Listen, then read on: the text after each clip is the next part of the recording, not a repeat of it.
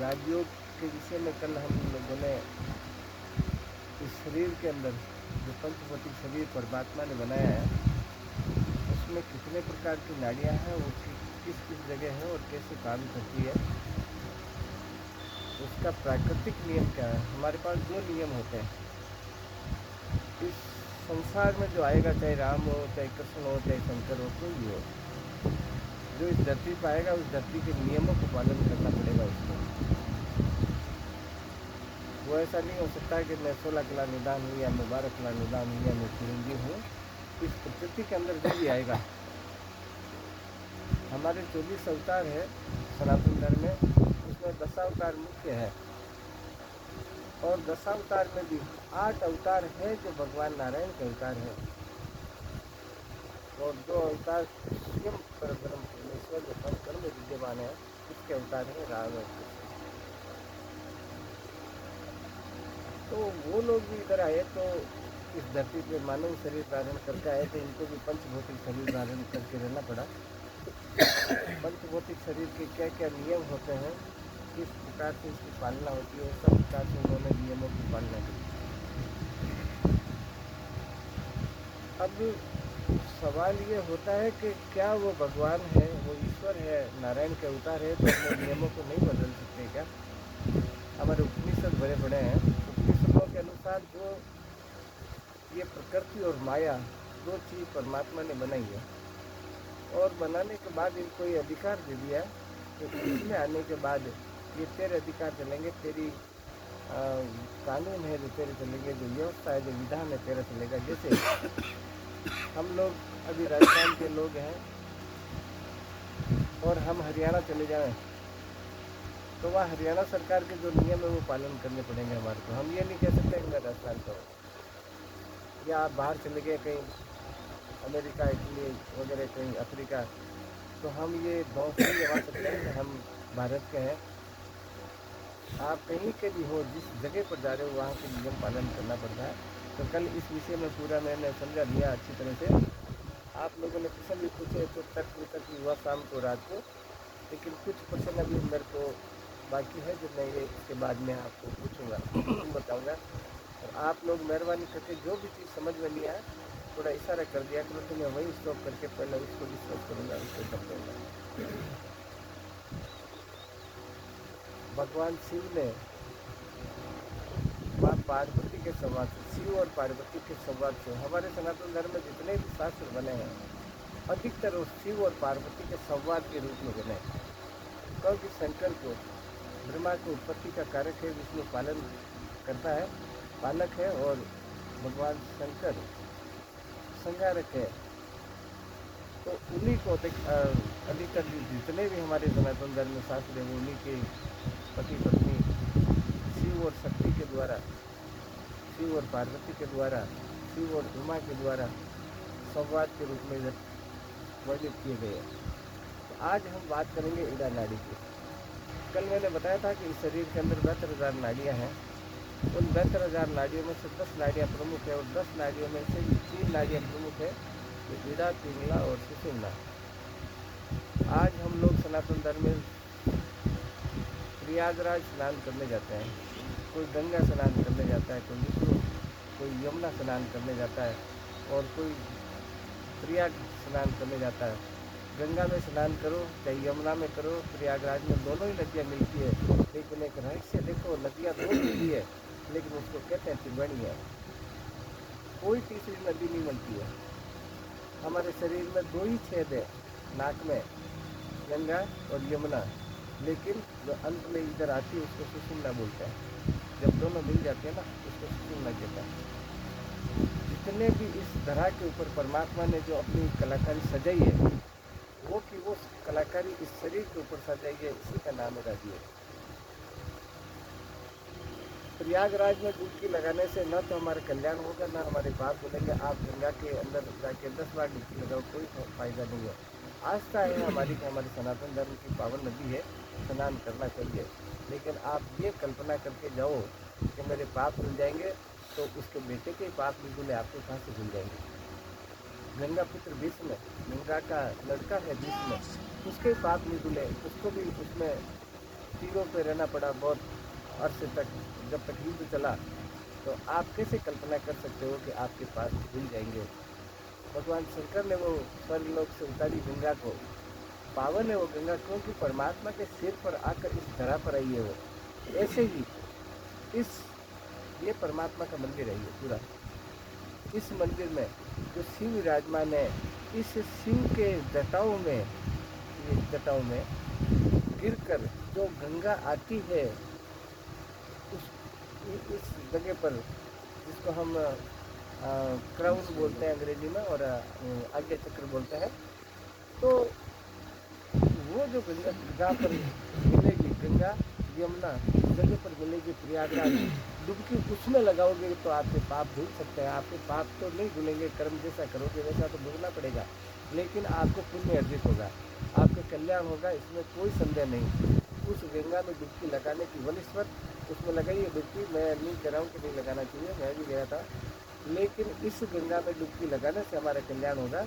उस गंगा की वनिस्पत है, क्योंकि वो गंगा अगर कल्याण करती तो भीष्म पितामह का ही कर देती। खुद के बेटे का, खुद का बेटा किसको बुरा लगता है, वो उसको भी कर देती। लेकिन क्योंकि विधि के विधान को कोई माइका लाल नहीं टाल सकता, भगवान कृष्ण ने नहीं टाला। जो 16 कला गंगा के जो पूरे ब्रह्मांड में आज तक जितने भी कल्प हुए, हर द्वापर के अंदर कृष्ण हुए, हर त्रेता के अंदर राम हुए, आज तक उन्होंने विधि को विधान को खोलता नहीं। तो आप और हम कैसे कल्पना कर सकते हैं। तो परमात्मा कितना दयालु है कि हमारे को इस तरीके से एक साधना दी, विद्या दी है कि आप अगर चाहो तो कल मैंने बताया था कि सूली को सूल कर सकते हैं। सूली का मतलब होता है कि आपने कोई पाप किया तो आपको दंड मिलेगा। सूली पहले चढ़ती थी, राजा लोग चढ़ाते थे, तो नीचे सूली के ऊपर ऐसे बिठा देते थे और वो आर पार हो जाती थी, इधर निकल जाती थी, उसकी मृत्यु हो जाती थी। लेकिन इस प्रकार की विद्या हमारे को प्रदान करी परमात्मा ने कि वो सूली तो लगेगी, उसमें कोई संदेह नहीं अगर पाप किया है तो। लेकिन सूली एक तो बॉडी के आर पार हो, राजनी खत्म हो जाए, एक हाथ के आर पार हो, शरीर के आर पार होने को सूली कहते हैं। तो इतने से नहीं बात टल जाती है अगर हम गुरुदेव के की बातों का अनुसरण करें, या हमारे उपनिषद या वेदों की बातों का अनुसरण करें, हमारे शास्त्रों की बातों का अनुसरण करें। तो कल मैंने इसको डिटेल से आपको समझा दिया था। आज ईड़ा नाड़ी की बात करते हैं। ईड़ा नाड़ी इसको बोलते हैं जो बाईं तरफ, हमारे शरीर के बाईं तरफ है, मानव के बाईं तरफ। मानव में जहाँ भी नाम बोलूँ, मानव, मानव में खाली पुरुष नहीं आता है, मानव में पुरुष भी आता है, स्त्री भी आती है, नपुंसक भी आता है, सारे। तो प्रत्येक मानव में जो लेफ्ट हैंड साइड का बाईं तरफ का जो स्वर है, ये वाला इसको ईड़ा नाड़ी बोलते हैं। ईड़ा नाड़ी स्त्री प्रधान है, क्योंकि हमारे समाज में ऐसा कहावत बना रखी है कि स्त्री कमज़ोर होती है। अबला, स्त्री को अबला बोलते हैं। अबला आ का मतलब नहीं, बला का मतलब बल, मतलब उसमें ताकत नहीं है। आजकल तो बहुत ताकत है, लेकिन सनातन से ये शब्द चल रहा है कि अबला यानी बल कम। तो इसमें बल कम है। हर परिवार की स्त्री ये चाहती है कि मेरा परिवार बहुत अच्छा हो, इस घर को बहुत अच्छी तरह से मेंटेन करूं, परिवार में अच्छी इमेज बनाऊं। इसी प्रकार से इस शरीर के अंदर जो ये डाली है परमात्मा ने ईड़ा रूप स्त्री, इसको, इसका धर्म है कि मैं इस शरीर को, इस मंदिर को, परमपिता परमात्मा के इस मंदिर को किस प्रकार से सुचारू रूप से संचालित करूं, कैसे करूं, और इनको क्या क्या सुविधा मैं मेरी तरफ से प्रदान करूं। हमारी जो माताएं बहनें होती है, पत्नी होती है, या हमारी बहनें होती है जो कहीं ससुराल जाती है, वो भी ये कामना करती है कि मैं जिस जगह पर जाऊँ, मेरा रिश्ता हो, तो मैं उस परिवार को अच्छा करूँ, अच्छा बनाऊँ, सुव्यवस्थित बनाऊँ। तो अब इस शरीर की ईड़ा को, इसको चंद्र स्वर बोलते हैं। इसका नाम ईड़ा नाड़ी है, ये स्त्री प्रधान है, और इसको चंद्र स्वर बोलते हैं। इस धरा को प्रकाशित करने के लिए परमात्मा ने दो पिंड बनाए, एक का नाम चंद्र है और एक का नाम सूर्य है। सूर्य अभी दिन में है इसलिए प्रकाश हो रहा है, रात को चांद होता है इसलिए चांदनी होती है। तो इन दो की वजह से ये धरा चल गई हमारी। रात को वो राजा है और दिन का ये राजा है। तो ये जो चंद्र स्वर है, ये वाला बाएं वाला, मैंने कल बोला था कि मैं जो बात कह रहा हूँ वो सत्य है, ऐसा कतई आप भाई हमारे अग्रज कह रहे हैं, कोई संत कह रहा है या हमारे गुरु जी कह रहे हैं, इसलिए मान लेते हैं। कभी भी मानना मत। मेरे गुरु जी कहते थे कि मानना तो बेवकूफ़ी है, मानना कभी नहीं चाहिए, जानना चाहिए। मैंने कल बोला था कि ईड़ा नाली ठंडी होती है, आप अपने हाथ से अनुभव करके देखो कि ठंडी है कि नहीं। श्वास को लंबा ऐसे छोड़ो तो श्वास ठंडा निकलेगा इसमें से, और इसमें से गर्म निकलेगा। अभी वातावरण की वजह से शायद पॉसिबल नहीं है, क्योंकि बारिश का मौसम बन रहा है, तो इसका श्वास निकलने वाला ठंडा है, इसका इससे निकलने वाला गर्म है श्वास। दोनों में से बारी बारी से करो, इसका गर्म लगेगा, इसका ठंडा लगेगा। चांद की जो प्रकृति है वो ठंडी है, शीतल है, शीतलता है चांद में, और इसमें गर्मी है सूरज में। तो चंद्र स्वर कहते हैं इसको। और ये पूरे हमारी जो मानव शरीर की जो बॉडी है उसके लेफ्ट हैंड साइड में बाई तरफ जितने भी पार्ट्स हैं, बॉडी पार्ट्स हैं, हमारे शरीर को 2 भागों में विभक्त किया है। बहुत बार मैं ऑनलाइन जब क्लास लेता हूँ तो उसमें, क्योंकि शिष्यों में बच्चियाँ भी है, मेरी बच्चियाँ जो मेरी शिष्या हैं लड़कियाँ या महिलाएँ, तो मैं बहुत बार ये स्पष्ट बता नहीं पाता हूँ। आप लोग इसको बारीकी से समझना कि इस शरीर को यहाँ से लेकर इधर तक, आप आधे शरीर को देखो। आपने अर्धनारीश्वर की फोटो देखी होगी, भगवान भोलेनाथ की अर्धनारीश्वर देखा कहीं आपको? भगवान शंकर की फोटो नहीं देखी? आधा शरीर स्त्री का, आधा पुरुष का। उस फोटो को बारीकी से देखना, इधर वाला शरीर स्त्री का है, इधर वाला नहीं है। बारीकी से देखना, इधर वाला कतई नहीं हो सकता, इधर वाला शरीर स्त्री का है, इधर पुरुष का है। तो स्वयं परमात्मा बता रहा है ये बात फोटो के माध्यम से, चित्र के माध्यम से। तो ये वाला शरीर पूरा हमारे कमजोर है, चक्र प्रधान है। तो जब माताएं बहनें हमारी जो मांग डालती है, यहाँ जो सिंदूर भरती है इधर, इस सिंदूर से टोटली इधर का हिस्सा, ये आँख कमज़ोर है, ये आँख चंद्र प्रधान है, ये कान चंद्र प्रधान है, इधर का जबड़ा चंद्र प्रधान है। और आपने देखा होगा किसी को अगर लकवा हो ना तो ज़्यादातर लेफ्ट हैंड में होगा वो अधिकतर। ये फेफड़ा कमज़ोर है, ये पैर कमज़ोर है, ये हाथ कमज़ोर है। सबसे बड़ी बात है कि आज तक मैं बता नहीं पाता हूँ ऑनलाइन क्लास में बहुत बार, लेकिन हमारे जो जेनेटल ऑर्गन है, जो हमारे जननांग है, जिससे संतान की उत्पत्ति होती है, वो भी 2 भागों में है, जिनको हम शुक्राणु बोलते हैं मेडिकल साइंस के हिसाब से। एक इधर है और एक इधर है। इधर वाला कमज़ोर है, इधर वाला जिसका कमज़ोर होगा ना वो उसके लड़की होती है, इधर वाला पुष्ट होता है उसके लड़का होता है। क्योंकि एक्स और वाई हार्मोन आदमी के अंदर होते हैं। हमारे कई बार ये जो महिलाओं को इसलिए तलाक दे दिया जाता है, इसलिए छोड़ दिया जाता है कि इसके तो छोरियाँ होती है। महिलाओं का कोई दोष नहीं होता, क्योंकि महिलाओं में तो एक ही हार्मोन होता है एक्स, उसका तो कोई दोष नहीं बेचारी का। दोष है तो आदमी का है। लड़का होना लड़की होनी ये आदमी के ऊपर डिपेंड है, क्योंकि आदमी में दोनों होते हैं, लड़के का हार्मोन भी लड़की का हार्मोन भी। स्त्री में तो बेचारी में पर्टिकुलर वही एक हार्मोन होता है। आपको डिवाइड होना है कि किधर, आपके हार्मोन के ऊपर डिपेंड करता है कि किधर वो मूव करना, रास्ता किधर बनाना। जैसे कल मैंने बताया था कि भाई इधर जाना हमारे कोई गाँव में मिर्जापुरा में तो बहुत सारे रास्ते हैं ना, ऐसे ही वो तो हमें हमारे ऊपर डिपेंड है। तो खैर ये मेडिकल साइंस की बात है, लंबी थोड़ी बात बताएंगे। लेकिन अब चंद्र स्वर को बारीकी से समझो।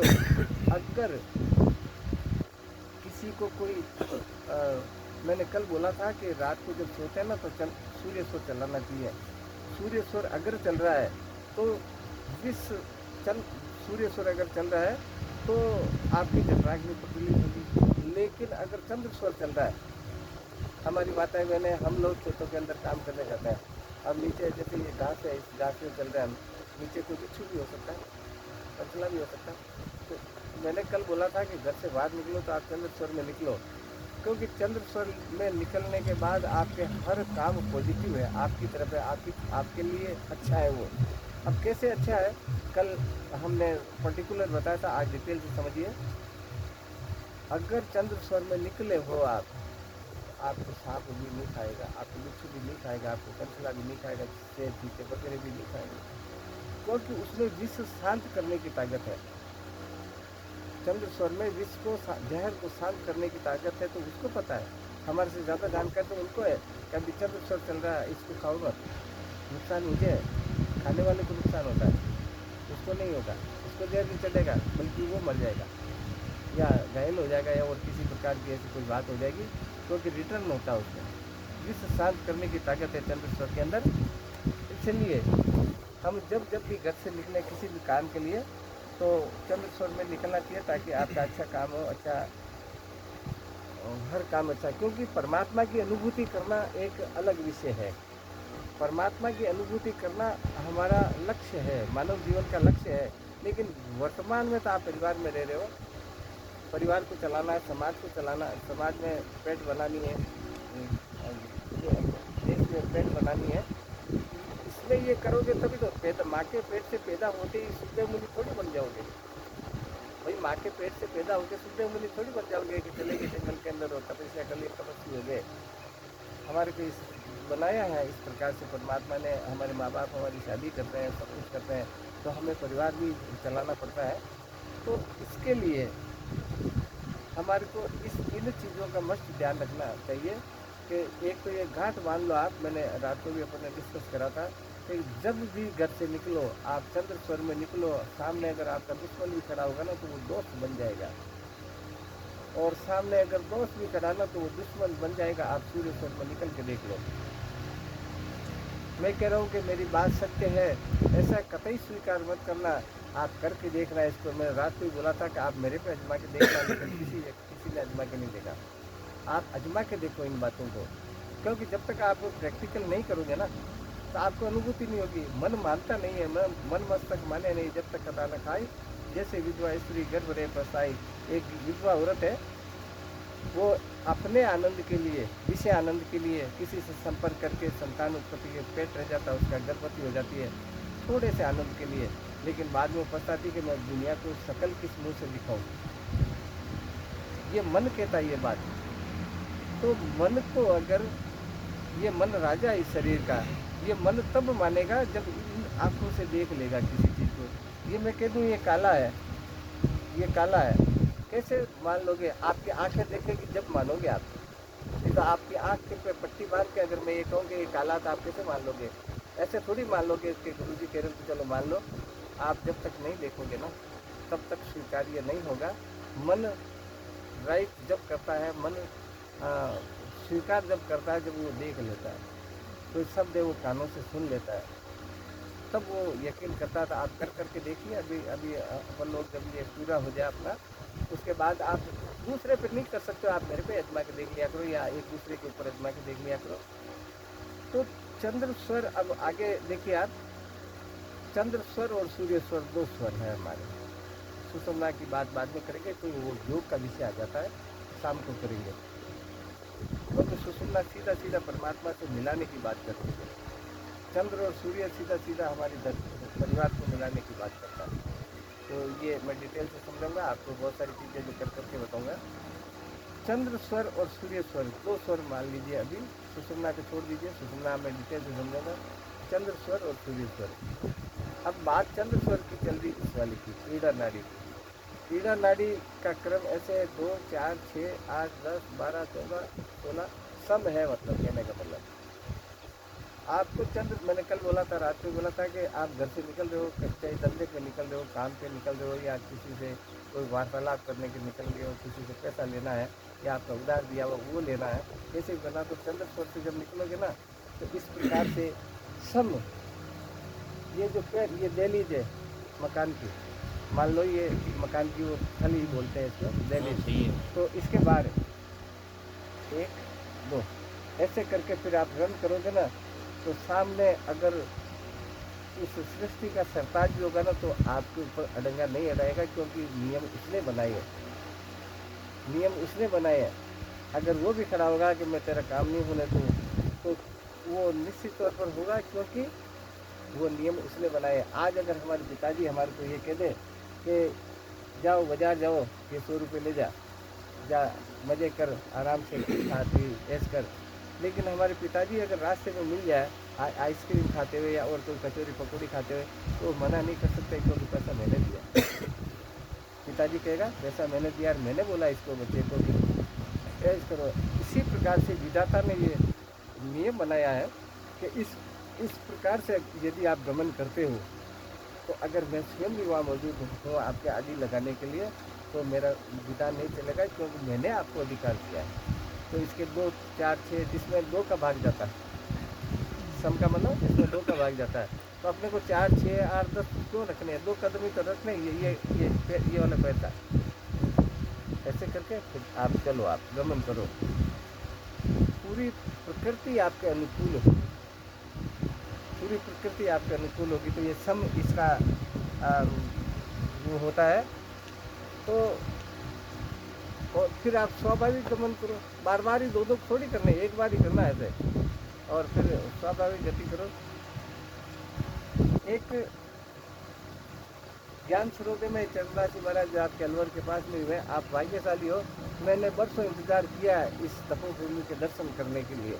अलवर में सैकड़ों बार आया, तिजारा सैकड़ों बार गया, हरियाणा सैकड़ों बार गया इस रास्ते से, लेकिन कभी नसीब में नहीं आया, कभी मेरे दिमाग में भी नहीं आया। किसी अलवर वालों ने मेरे को बताया भी नहीं।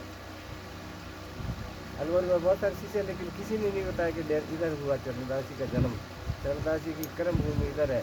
ये आपके अलवर से कोई 30-40 किलोमीटर दूर होगा डेरा, 20-25 किलोमीटर दूर होगा। वहाँ पर एक सुखदेव मुनि हुए थे। सुखदेव मुनि का नाम चरणदास जी महाराज रणजीत था, रणजीत सिंह। लेकिन उन्होंने, मैंने रात को ही बताया, मैं दोबारा रिपीट करता हूँ क्योंकि कैलाश जी आप अभी आए हैं। तो चरणदास जी की लक्ष्य था कि मैं अगर गुरु बनाऊँ तो सुखदेव मुनि को, नहीं तो नहीं बनाऊँ। अब सवाल ये है कि सुखदेव मुनि तो सतयुग का महापुरुष, ये अभी 300-400 साल पहले की बात है, तो कैसे संभव हो? सतयुग में लाखों साल बीत गए और ये तो अभी 300-350 साल हुए चरणदास जी महाराज को, रणजीत सिंह जी को। लेकिन जब आस्था कट्टर हो ना, आस्था समर्पित हो, इसलिए तो हम गुरु के चरणों में तन मन धन अर्पण करने की बात करते हैं। गुरु को हमारे शरीर से मतलब थोड़ी है, हमारे धन से मतलब थोड़ी है, लेकिन तन मन धन अर्पण करने का मतलब मैंने कल आपको बताया ही। तो उसकी आस्था ये थी, रोज वो किसी की पूजा नहीं करता, बोले मेरे गुरु तो तू ही है, तू आएगा जब भी नमन करूँगा। रोज उठते मेरा गुरु तू आएगा तो तेरे को नमन करूँगा, ऐसे एक भावना बन गई। सुखदेव मुनि एक पावन तिथि को इधर आए, डेरा के अंदर आप जाके देख लेना, उनकी समाज, उनका मंदिर बहुत बढ़िया मंदिर बना रखा है। आज की तारीख में 10,000 आदमी एक साथ रुक सकते हैं, इतना बड़ा आश्रम है। सेवादास जी महाराज वहाँ के वो है वर्तमान। तो इस जगह पर आकर और उन्होंने निद्रा के अंदर जो सुनाया उसका नाम है ज्ञान। जो नींद में सुनाया रणजीत सिंह जी को, वो उसका नाम है ज्ञान सरोदय। और सुनने के बाद जब वो पारंगत हो गए, तो जब नींद से जब वो जागे ना, तो फिर वो रणजीत नहीं रहे। रणजीत एक अहंकार का प्रतीक है। रण मतलब युद्ध, जीत माने जीतने वाला। लेकिन तब जब वो सीख लिए तो दूसरे दिन का जब सूरज उगा ना, तो रणजीत का सूरज नहीं उगा, बल्कि चरणदास का सूरज उगा, चरणों का दास। ऐसे ऐसे महापुरुष हुए इस धरती पर। आपके पड़ोस में जो डेरा गांव में आपको भी जाना, बहुत अच्छी पावन भूमि है। तो अब वो चरणदास जी महाराज अपने ज्ञान स्रोत में लिख रहे हैं कि दाहिने स्वर भोजन करे, बाएं जल पीऊ। दाहिने स्वर हमेशा भोजन करना चाहिए। तो दाहिना स्वर आएगा जब मैं और डिटेल बताऊंगा, लेकिन इसका महत्व यह है कि दाहिना स्वर जब चलता नहीं ये वाला, तो हमारी जठराग्नि चलती है, चालू रहती है। और कोई भी चीज़, अभी अनाज पीसने की चक्की है, अनाज पीसने की चक्की में आप बोरी डाल दो, चक्की चल रही है, चक्की चालू है, और अनाज डाल दिया तो क्या होगा? अनाज पिस जाएगा। लेकिन अगर चक्की बंद है और हमने अनाज डाल दिया ना, तो दो चार दाने पाँच में गिर जाएंगे और हमारे आटे में आ जाएंगे। यही नियम है कि चंद्र स्वर में अगर भोजन किया आपने, तो वो कुछ अंश ऐसे वो चला जाएगा, क्योंकि जठराग्नि तो बंद पड़ी है, तो वो आमाशय में तो जाएगा। वो आमाशय में जाएगा तो एसिड मिलेंगे नहीं, उसमें एसिड नहीं मिलेंगे तो दूसरे दिन आपको प्रेशर में दिक्कत आएगी, लेटरिन होने में, फ्रेश होने में दिक्कत आएगी, आपको कब्ज हो जाएगी। बहुत सारी कब्ज सारे रोगों की जड़ है, बहुत सारी बीमारियां हो जाएगी। इसलिए प्रयास ये क्या करो कि शरीर को स्वस्थ अगर रखना है तो चंद्र स्वर में कभी भोजन नहीं करना चाहिए, सूर्य स्वर में करो। अब प्रश्न ये है कि एक लड़की ने मेरे से प्रश्न पूछा कि अगर किसी के घर जाए, जैसे अभी मैं मेरी बात बता दूँ, कि अलवर में बहुत सारे शिष्य हैं, जैसे आप ले गए, कैलाश जी ले गए, आप ले गए, कोई भी ले गए, तो आप ये थोड़ी देखोगे कि गुरु जी का सूर्य शो चल रहा है। तो वो जो सक्षम आदमी होता है ना, वो या जो इसका अच्छा विद्वान होता है, वो इसकी बदलने की प्रक्रिया भी जानता है। मैं आप लोगों को भी बताऊंगा, अभी बताता हूँ थोड़ी देर में। तो वो बदल लेता है, क्योंकि भाव के आगे आप मेरे को दूध पिला रहे हो, कोई मेवा मिष्ठान खिला रहे हो, भाव से खिला रहे हो ना, भाव से ही तो खिला रहे हो ना। तो भाव के आगे विधान भी फेल है, भाव के आगे विधान भी फेल है। मीरा को देख लो, कर्मा को देख लो, पत्थर में से कोई जीव निकल नहीं सकता है, लेकिन निकाल दिया मीरा ने। ये कर्माबाई मांगोल के अंदर पत्थर का कृष्ण खींचड़ा खा सकता है क्या? लेकिन क्योंकि उसका भाव था, इसलिए कृष्ण ने खींचड़ा खा लिया महाराज।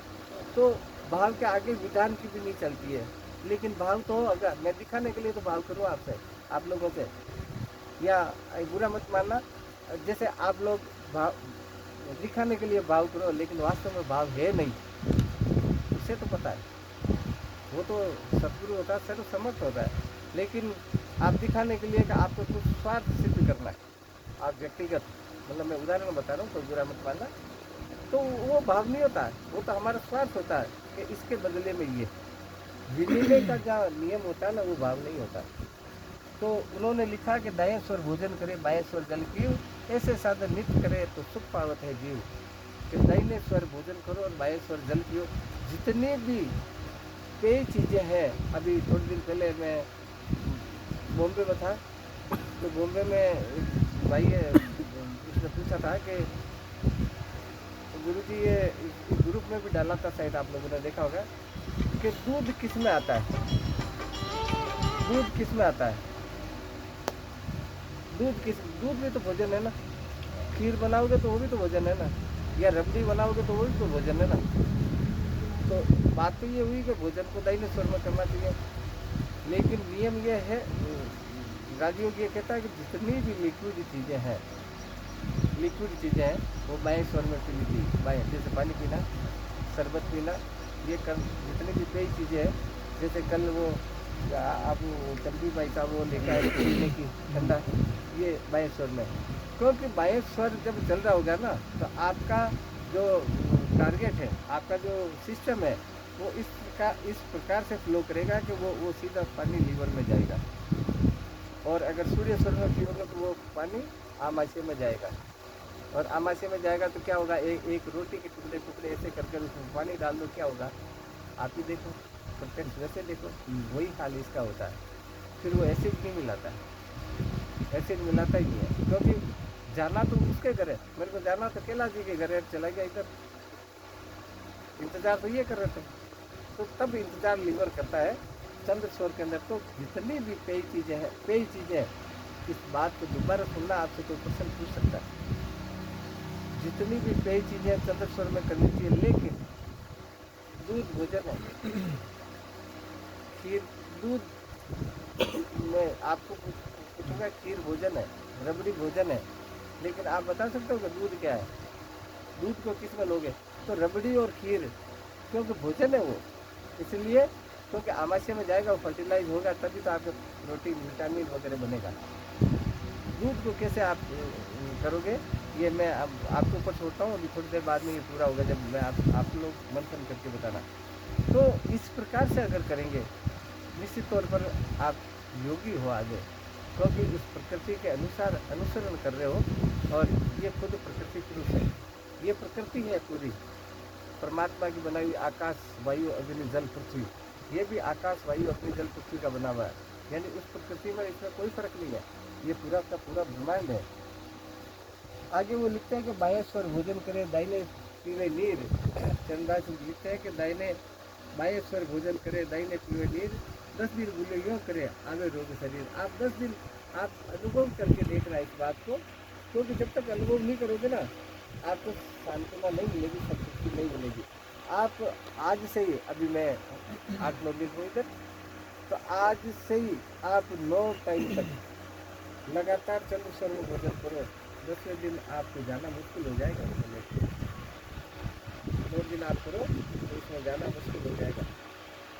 तो चंद्रा जी महाराज कह रहे हैं कि 10 दिन योग करे तो आवे रोग शरीर। होगी, कब्ज होगी तो छाले हो जाएंगे, छाले होंगे तो और कोई बात हो जाएगी, बहुत बहुत सारी तकलीफ हो जाती है। तो इस प्रकार से भोजन हमेशा पिंगला में ही करना चाहिए। पिंगला का दिन आएगा, अभी थोड़ी देर बाद में मैं पिंगला के बारे में बताता हूँ। तो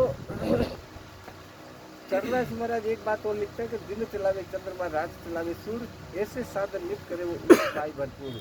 उम्र भरपूर पाने का मतलब ये नहीं कि 100 साल जी जाऊँ मैं, या 200 साल या 500 साल जी जाऊँ। उम्र पाई भरपूर का मतलब जब तक आप ये शरीर के अंदर हो, भौतिक शरीर में, तब तक आप एक योगी की भांति हो, आप स्वस्थ आपका जीवन होगा। तो दिन चलावे चंद्रमा, रात चलावे सूर्य, मैंने कल भी बताया था, आज वो सुनिए आप कि अगर आप रात को सूर्य सो चलाओगे तो फिर आपको कल्पना नहीं करनी कि यार 3 घंटे अगर सूर्य सो चला तो मैं 3 घंटे चंद्र सो चलाऊँ उसको दबा के, वो हमारे को नहीं करना है। आपको तो ये करना है, कर्म करना है कि रात को अगर आप ये चलाओगे तो जटराग्नि चालू रहेगी, आप बिल्कुल आपका दिन फ्रेश रहेगा। तो दिन में अपने आप को तराजू के पलड़े बराबर रहते हैं दोनों।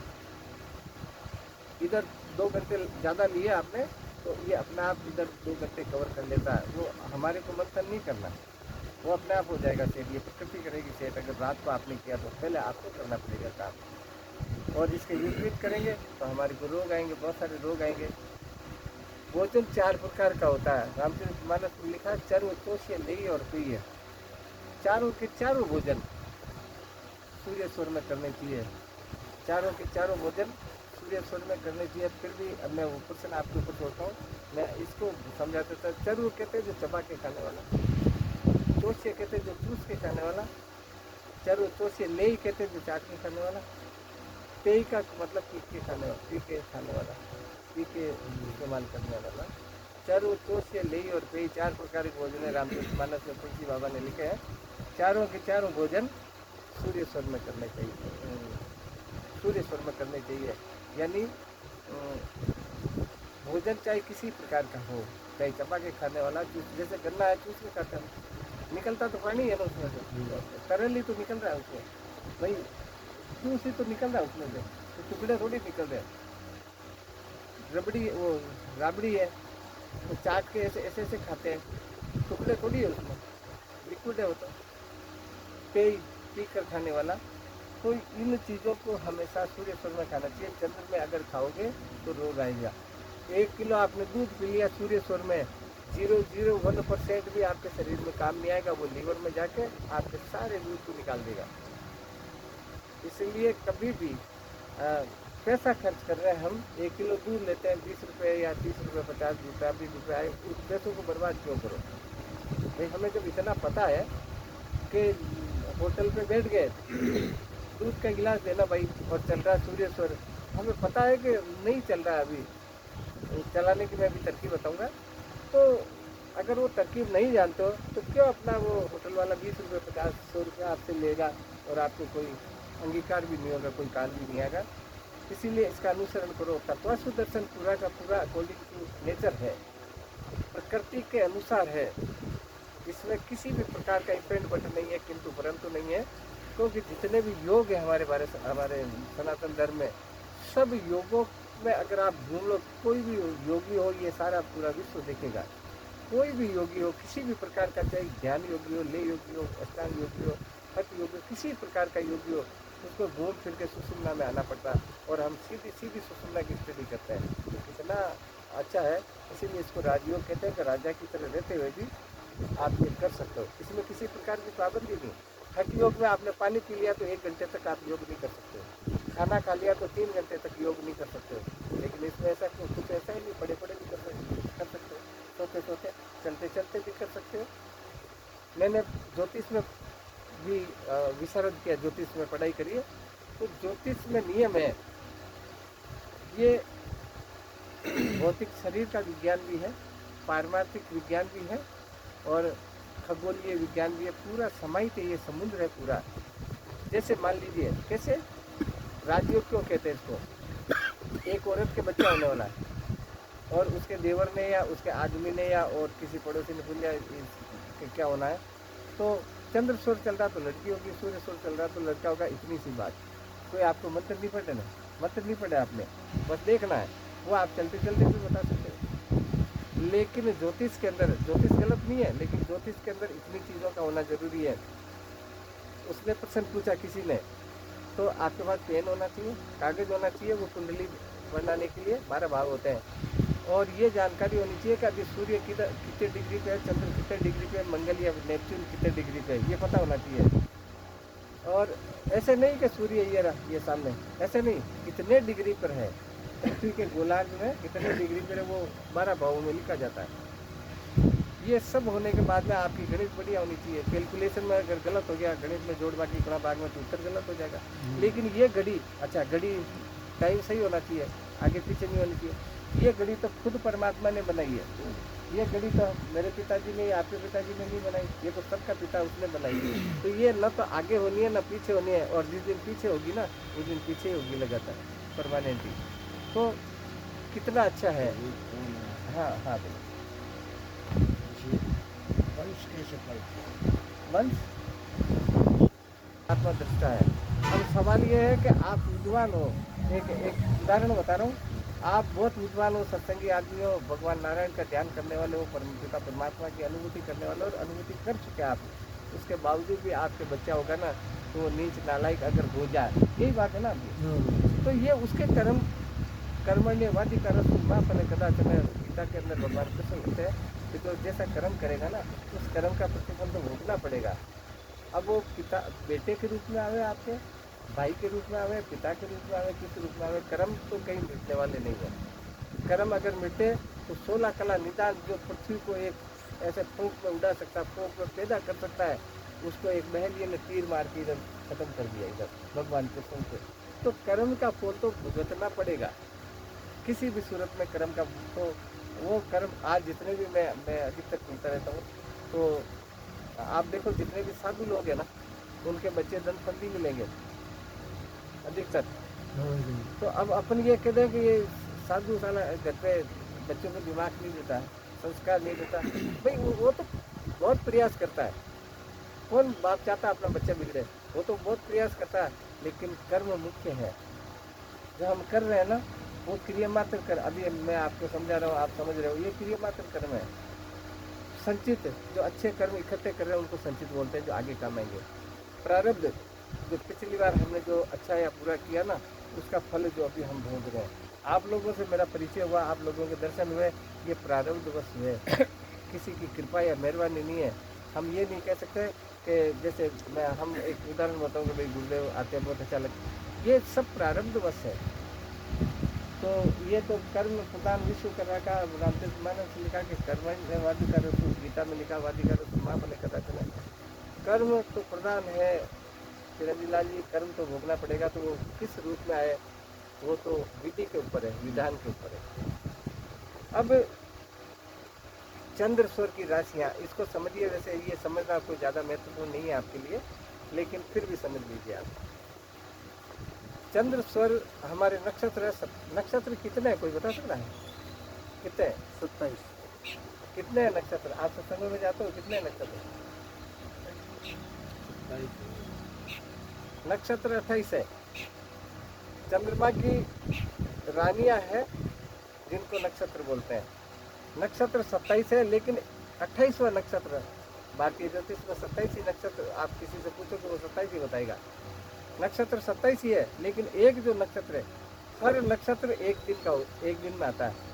जैसे कभी अनुराधा आ गया, कभी पूर्व फाल्गुनी आ गया, कभी उत्तरा फाल्गुनी आ गया, इस प्रकार से। लेकिन एक ही नक्षत्र ऐसा है जिसको पुष्य नक्षत्र, वो अभिजीत नक्षत्र बोलते हैं, वो रोज आता है। वो रोज आता है, यानी वो मुख्य पटरानी है, पावरफुल है। आज मैंने भी पंडित किया है। आप कोई अच्छा काम कर रहे हो, शादी ब्याह वगैरह कुछ इस प्रकार का कर रहे हो, कोई अच्छा काम कर रहे हो, कोई वो नहीं मिल रहा है ज्योतिष में मुहूर्त, तो अबूझ मुहूर्त है। जैसे आका तीज को अपन अबूझ मुहूर्त कहते हैं ना। आका तीज को कोई पंडित जी से पूछने थोड़ी जाता है कि भाई चोरी की शादी कर रहा हूँ, भाई आका तीज है, पीपल पूनम है, कर लो शादी, बल्ला नमी है, कर लो शादी, करते ना चिरंजीव जी। अबूझ है, तो ये अबूझ है जिसको अभिजीत बोलते हैं। अभिजीत की पहचान ये है कि ये इतना सा कोई चीज़ लो आप और ज़मीन में गाड़ दो। ज़मीन में जब छाया नहीं रहे, छाया नहीं रहे पेन की, वो अबूझ मुहूर्त है, वो अभिजीत होता है, यानी मध्यांतर। जब कर्ण अपने पिता से मिलने गया था, उसको अभिजीत बोलते हैं। ऐसा कहते हैं पुराने लोग, कहते हैं कि इसको दो पैर बोलते हैं, यानी दो पैर का बीच का।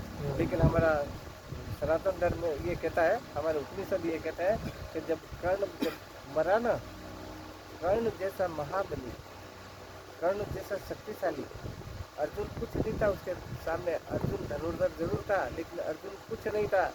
अर्जुन के पीछे ताकत तो कृष्ण की थी। अर्जुन से करोड़ों गुना ज्यादा था वो कर्ण। तो ऐसा महापुरुष जब मरा ना, हथेली पे दाह संस्कार किया उसने भगवान कृष्ण ने। एकमात्र व्यक्ति है पूरे ब्रह्मांड के अंदर जिसने दाह संस्कार भगवान कृष्ण ने किया हो। तो आज आपका बेटा किसी का बेटा कोई बहुत बड़ा अफसर बन के आपके घर आ जाए, तो आपको कितनी खुशी होगी कि नहीं कला जी? अब कोई अफसर बन के आ गया और आपको उसी समय किसी पारिवारिक काम में जाना हो, आप उसको रोक दोगे, काम को थोड़ी देर बाद में जाऊंगा, करते ही नहीं ऐसा? उसका बेटा इस दुनिया को जीत कर, वो तो कैसे मरा वो एक लंबा चौड़ा विषय है, भगवान कृष्ण थे उधर। लेकिन जब इतना बड़ा बलशाली, खुद सूर्य का पुत्र और इतना बड़ा बलशाली, जिसके पैदाइशी माँ के गर्भ से ही कुंडल और ये आए थे, कवच, ऐसा महाबली महापुरुष जब वो तीर मारता था ना युद्ध के अंदर,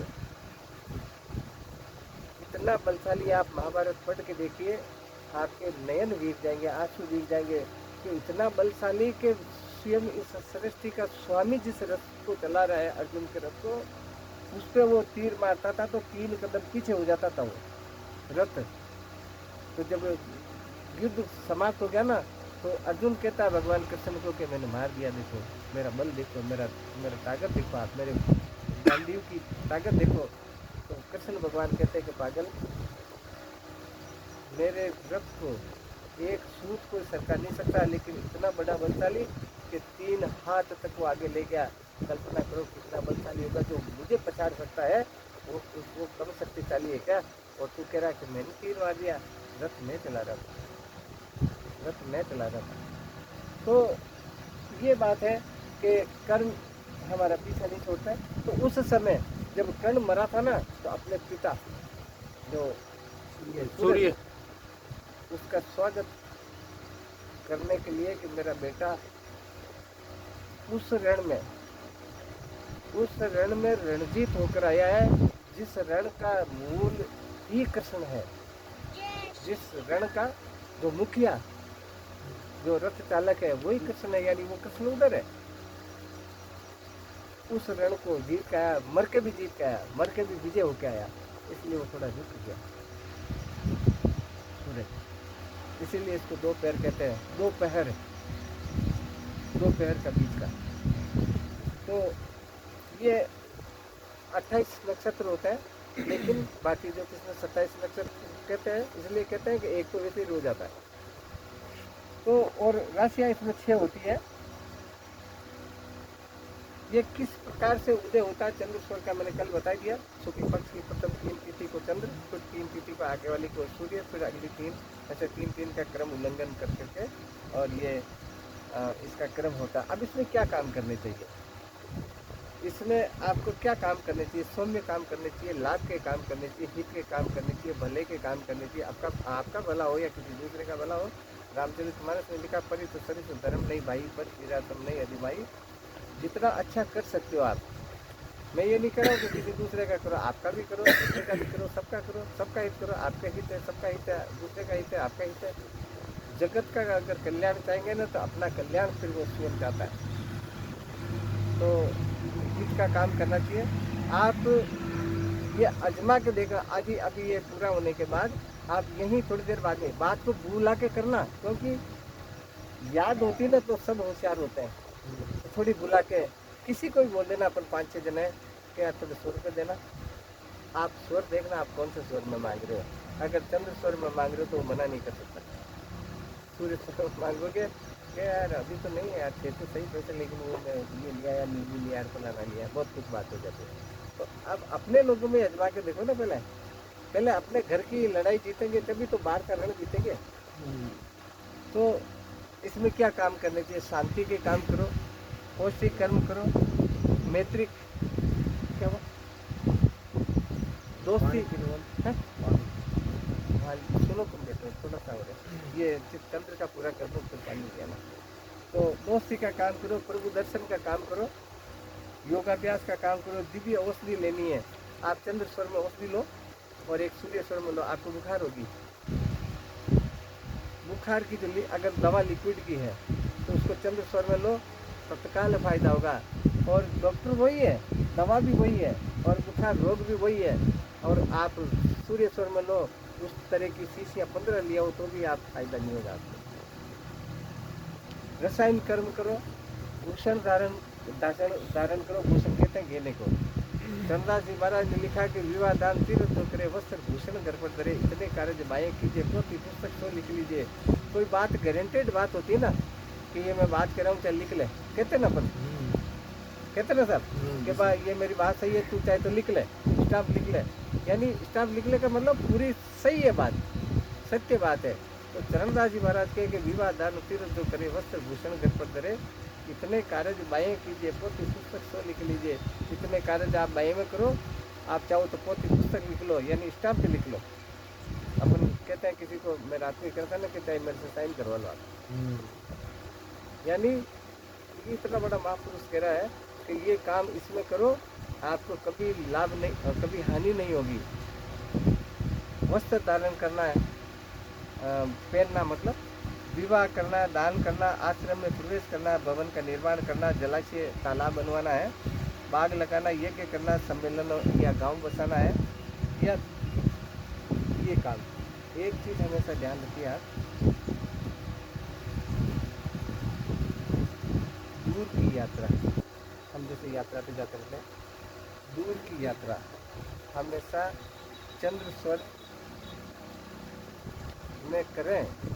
यात्रा कोई सी भी हो, चाहे चंद्र स्वर में भले ही करें, लेकिन अगर ये पश्चिम में जाओगे आप, ये इधर सूर्यास्त होता है, इधर पश्चिम उधर है ना, सूर्यास्त होता है, चंद्र स्वर में जा रहे हो और पश्चिम में आपकी यात्रा है, इतनी लाभप्रद होगी वो, आपकी ज़िंदगी की यादगार होगी, ज़िंदगी की यादगार होगी, अत्यंत लाभ होगा आपको। तो ये हमारे को देखना चाहिए, मतलब पश्चिम में चंद्र की स्वर हो और पश्चिम की यात्रा हो, तो आपको यात्रा में लाभ तो सभी चंद्र स्वर की यात्रा में होगा, लेकिन अधिक लाभ। अब पानी पीना, लघु शंका करना, मेरा दोस्त है एक डॉक्टर, तो मैंने कर करके देखा ये, मेरे को बाथरूम लग रहा था पेशाब, तो एक शीशी में मैं बाथरूम डाल लिया चंद्र स्वर वाला, एक शीशी में सूर्य स्वर वाला डाल लिया, और दोनों शीशियाँ डॉक्टर को लेब में चेक करवाने के लिए लेके, हमारे मंगानी एक लेबोरेटरी है दिग्गी बाजार में। तो चंद्र स्वर में बीमार नहीं हूँ, तो जो चंद्र स्वर वाला पेशाब था उसमें तो ओके लिख दिया कि सब नॉर्मल है। जो सूर्य स्वर वाला पेशाब था उसमें लिख दिया इसका लीवर डैमेज है, इसका हार्ट ये बीमारी है, फलानी बीमारी है, बहुत सारी रिपोर्ट लिखी है, अब उस डॉक्टर को ले जाके दिखाओ। यानी ये फर्क पड़ता है, क्यों? क्योंकि उसमें आपने जो कमाया है, आपने जो खाया है, दूध पिया, लस्सी कुछ भी पिया, उसके जो विटामिन प्रोटीन निकले हैं वो तो पेशाब के मार्फत निकल गए, यानी वो शुद्ध पेशाब नहीं है। तो आपको बहुत सारे टेस्ट में फेल बता देगा कि ये बीमारी है, ये बीमारी है। तो इसीलिए पानी या इस प्रकार की चीज़ें हैं जो आपको चंद्र स्वर में करनी चाहिए।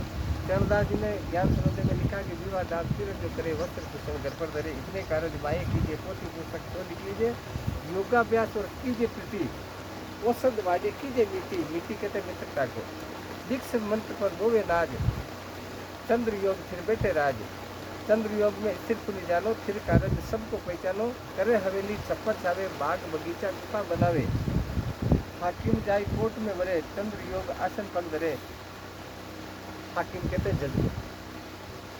चरणदास सुखदेव बतावे, चंद्र योग फिर काज बताए, चंद्रा जी करे कि इतने कार्य मैं आपको गारंटी देता हूँ, वो महापुरुष कह रहा है। तो ये बात हुई चंद्रेश्वर की। अब चंद्रेश्वर के बारे में अगर आपको कोई शंका हो तो आप पूछे, मैं सूर्येश्वर के बारे में बताता हूँ। आप किसी को भी कोई बात की शंका हो तो